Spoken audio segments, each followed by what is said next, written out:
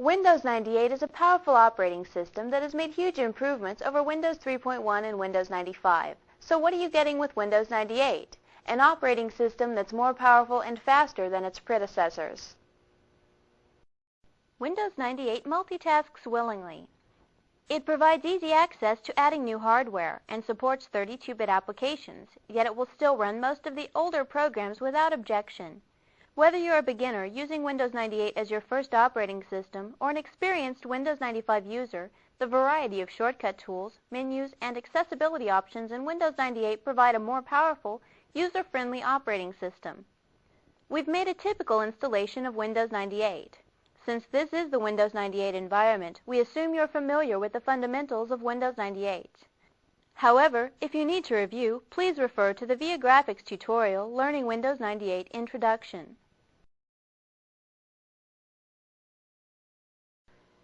When we first start Windows 98, we see a very familiar look, the Windows desktop theme. The desktop hasn't changed much since Windows 95, or has it? With Windows 98, we'll introduce the whole new active desktop that allows us to view the larger world of networks, intranets, and the Internet. Regardless of which type of desktop we use, Windows 98 contains some timely revisions to the two most widely used desktop tools, the taskbar and the Start menu. The main goal of Windows 98 is to incorporate Internet awareness to Windows 95 without requiring large amounts of user retraining. To accomplish this, certain parts of the user interface from Windows 95 have been integrated with the Internet Explorer 4 browser to become web-based. When we first start Windows 98, the Welcome to Windows 98 dialog box appears.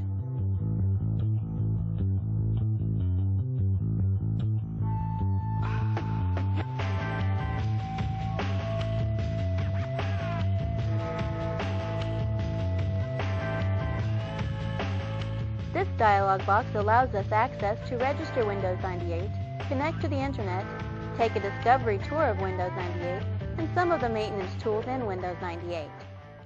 Let's remove the default setting for showing this dialog box each time that we start Windows 98. We'll click the Show This screen each time Windows 98 starts checkbox to deselect it. Then close the dialog box, and we are returned to the desktop. Now the next time we start Windows 98, we'll begin directly on the desktop. One of the user interface components that has become web-based is the desktop. Let's change the desktop view from the classic view to the web-based desktop. First, we position the pointer in a blank area on the desktop. Right-click, select Active Desktop, then in the flyout, choose View as a web page. The Internet Explorer channel bar appears. The active desktop brings our favorite Internet web pages to the desktop background. Since our Windows 98 desktop is now active, the page is, shall we say, live. We can scroll the page, click on web links, view all the animation, listen to the sound, and do anything else that we normally would do on a web page from Internet Explorer. With the desktop now active, let's add a web page to our background. We right-click in a blank area of the desktop. In the flyout, select Active Desktop, then Customize My Desktop, and the Display Properties dialog box appears. Now let's add an active web page. We'll select New, and the New Active Desktop item dialog box appears. We'll select Yes to save and close the Display Properties dialog box, then connect to the Microsoft Desktop Gallery. The Microsoft Gallery is a website that allows us to download web pages directly from Microsoft that we can place into our active desktop. Internet Explorer appears as we are connecting to the Microsoft IE 4.0 gallery. Now the Microsoft Active Desktop Gallery appears. We select the Cool Utilities button, and in the Utilities menu, we'll choose JTrack Satellite Tracking. The JTrack Satellite Tracking webpage allows us to track a few of the over 7,000 satellites in orbit. We can see a preview, and a brief description of the active channel appears on the right side of the web page. We'll choose the Add to Active Desktop button so the downloading process for adding this page to our active desktop will begin. Then we'll select Yes at the security alert stating we want to add this item to our active desktop, and the Add Item to Active Desktop dialog box appears. This is the Review dialog box listing the commands we are about to carry out. We select OK, and the subscription is downloaded into our active desktop.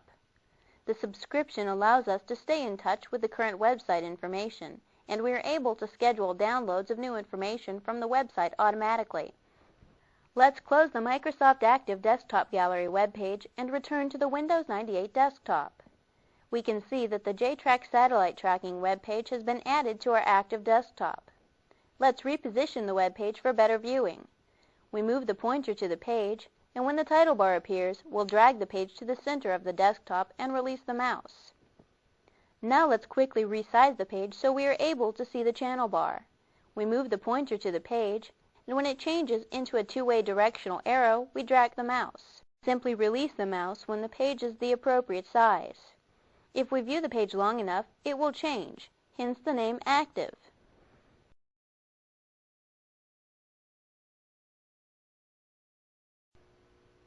We can add website addresses, HTML documents, and pictures to our active desktop manually. This allows us to customize our active desktop even more without having to go to the Microsoft Active Gallery. Now let's add a website manually to the active desktop. We right-click the desktop, and from the shortcut menu, select Active Desktop, then Customize My Desktop. The Display Properties dialog box appears. In the Display Properties dialog box, we'll choose New. And this time, instead of choosing Yes at the New Active Desktop Item dialog box, we'll select No, and the New Active Desktop Item wizard appears. When adding a web page to the active desktop manually, it is a good idea to write down the URL before starting. The New Active Desktop Item wizard walks us through the process for adding a URL to the active desktop. Using the wizard, we can either enter an address or browse for it. Let's enter our URL address for the web page we want to add. With the cursor blinking in the location text box, we'll type http://www.viagrafix.com and choose OK. Then at the Add Item to Active Desktop review, we choose OK to add the item to the desktop.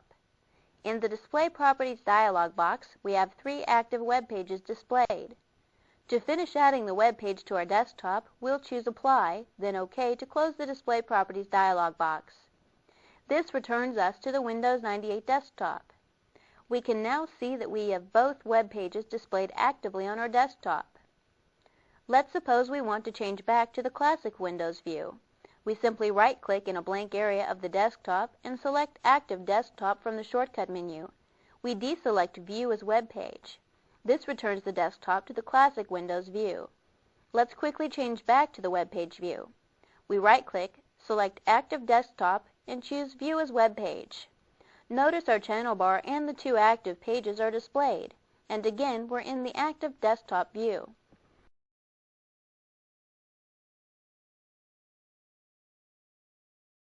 With or without the desktop icons? That is the question. Even though we set our desktop to active, the icons are still displayed. To make our desktop even more web-savvy, wouldn't it be nice if we could hide these icons? Well, we can now. Let's hide the desktop icons to fully view our desktop as an active desktop. We'll right-click in the desktop, then select Active Desktop from the shortcut menu. And in the flyout, we'll choose Customize My Desktop. And once again, the Desktop Properties dialog box appears. We'll select the Effects tab, where we have numerous options for changing our desktop icons. We can change the icons, increase their size, and other options. Since we are going to hide the desktop icons, we'll select Hide Icons when the desktop is viewed as a web page. Now to apply these changes, we select the Apply button. To return to the desktop, we'll select OK. Notice our desktop icons have disappeared. Remember that we set the icons to be hidden when the desktop is in the web page viewing mode.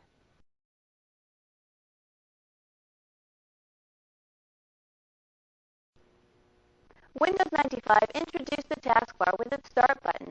The taskbar's mission was to make switching between multiple applications in Windows 95 as simple as changing television channels.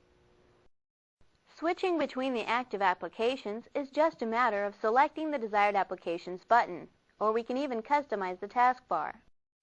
We can create multiple toolbars for the taskbar, or drag it to any perimeter position on the desktop screen, then the taskbar will suit our specific needs.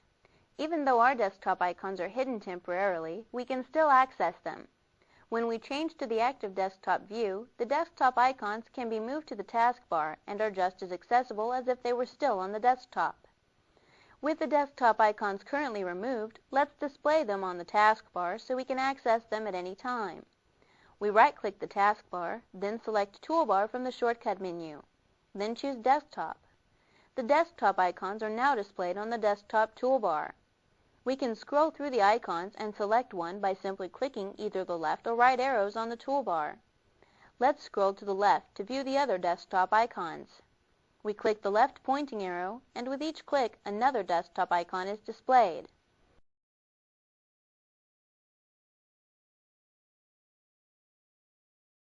First, let's discuss the taskbar. To the far left is the Start button. Next is the Quick Launch toolbar. It provides shortcuts to several of the often used features, like the desktop, the web browser, Outlook Express, and the Channels Guide. Next is the Custom Toolbar area, which is currently empty, and we can see the desktop toolbar. It contains all the desktop icons. Now let's reposition the taskbar. We position the pointer on a blank area of the taskbar and drag it to the left perimeter of the screen. Simply release the mouse, and the taskbar has been moved. We can see the taskbar appears differently on this side of the screen than it did on the bottom. When considering customizing the Windows taskbar, any of the toolbars, or even creating a toolbar, there are some things we must consider. We must first decide on which files, folders, applications, and URLs we use most frequently, then determine the best method to access each one. First, let's add an application to the Quick Launch toolbar. Adding an item to the Quick Launch toolbar is simply a matter of dragging and dropping the item to the toolbar. Since we do a lot of word processor documents, we'll place Microsoft Word in the Quick Launch toolbar. We right-click the Start button and select Explore. In the Exploring list box, we'll select Programs, and we can see the contents of the Programs folder are now displayed. We'll select the Microsoft Word shortcut, then drag it to the Quick Launch toolbar. When the black indicator line is displayed, release the mouse. We've just placed a new shortcut to the Quick Launch toolbar. You may be asking why we just placed this shortcut to the Quick Launch toolbar. Remember, this is the only toolbar displayed by default. So now we have a shortcut to Word placed here that is easily accessible. Let's close the Explorer and we are returned to the desktop.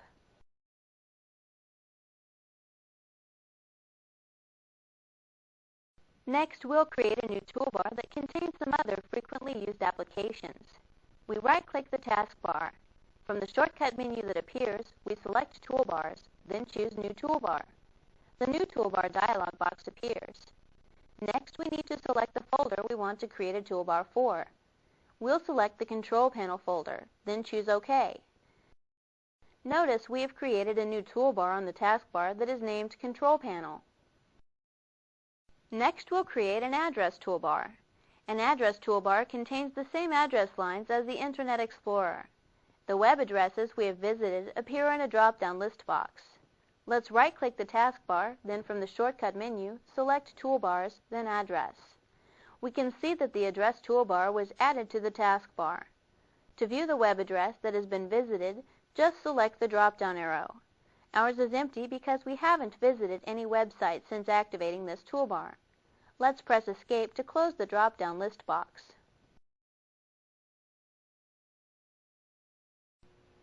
Shortcuts are an extremely powerful tool for increasing our efficiency, and they work in Windows 98 much the same way they worked in Windows 95. Shortcuts are extremely useful in a networked environment. We can create a shortcut for almost any object in Windows 98. Then we can place it anywhere on the desktop. Or we can embed a shortcut into an application. For example, we can embed a shortcut to a URL into an email message, which is more efficient than embedding a file into the email message. Then the icon that is displayed for a shortcut has a jump arrow displayed in the lower left corner. This jump arrow actually tells us that when we select this icon, the shortcut will jump to the selected object. Let's create a shortcut and add it to our desktop toolbar. First, we right-click the Start menu and select Explore. The Exploring Start menu appears. From the Explorer menu, we have three options for creating a shortcut. First, let's select Programs, and the contents of the Programs folder are listed.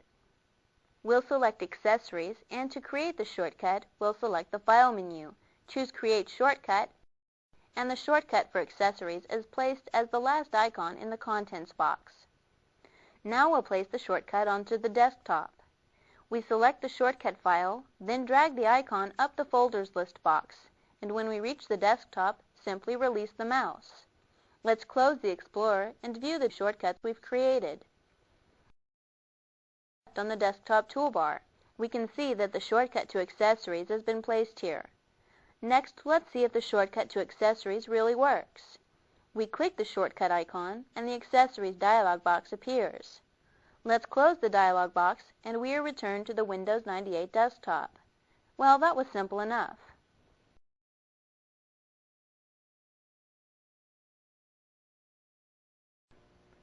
Again, when customizing the Start menu, we need to consider some important items. We'll want to add some of the most frequently used items to the Start menu, or even the Programs menu.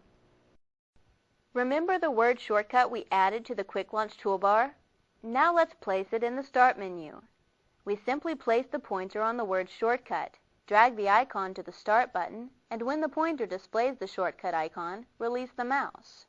We click the Start button and see the shortcut for Word. That was easy enough. Next, we'll explore another method for adding applications to the Start menu. First, select the Start menu, choose Settings, and in the Shortcut menu, we'll select Taskbar and Start menu. Now the Taskbar Properties dialog box appears. We'll select the Start menu Programs tab and click the Add button. In the Create Shortcut dialog box, we'll select the Browse button to find the exact location of the folder. The Browse dialog box appears, and we can select an application from the Programs menu. We'll double-click the Programs folder to display its contents, then double-click Accessories. Now with the Accessories folder contents displayed, we choose Paint, then click Open. This returns us to the Create Shortcut dialog box with the proper command line entered. To add MS Paint to our Start menu, we select Next. In the Select Program folder dialog box, choose Start menu, then click Next. And with the proper name of our shortcut displayed in the Select Title for the Program dialog box, we'll choose Finish. This takes us back, and we are returned to the Taskbar Properties dialog box.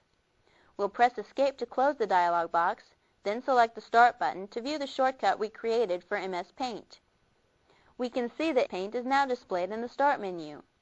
To close the Start menu, we'll press Escape.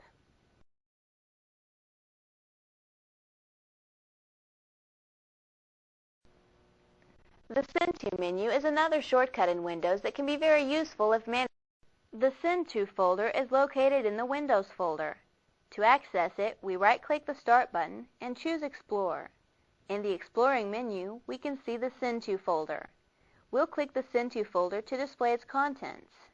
Notice we can use the Send To folder to send an item to the 3.5-inch floppy, the desktop as shortcut, mail recipient using Microsoft Outlook, mail recipient, or the My Documents folder.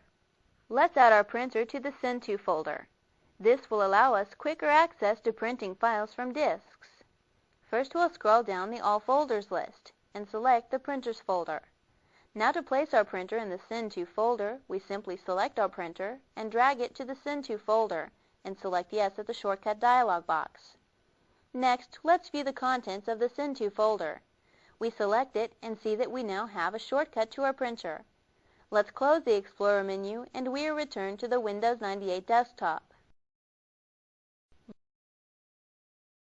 Let's restore the desktop icons. We right-click in the desktop, select Active Desktop, then Customize My Desktop, and the Display Properties dialog box appears. We'll select the Effects tab, then deselect the Hide icons when the desktop is viewed as Web Page checkbox. Next, choose Apply, then OK, and we are returned to the desktop with the icons displayed. Next, let's remove the desktop icons from the taskbar. We right-click on a blank area of the taskbar. In the Shortcut menu, choose Toolbars and deselect. We can now see that the desktop icons are removed from the taskbar.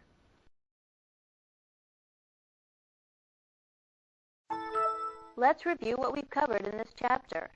We learned how to hide the Welcome to Windows 98 screen. We also discussed the active desktop and added an active desktop page URL manually. We added our desktop icons to a toolbar on the taskbar and created new toolbars. Finally, we customized the Start menu and the Send To menu.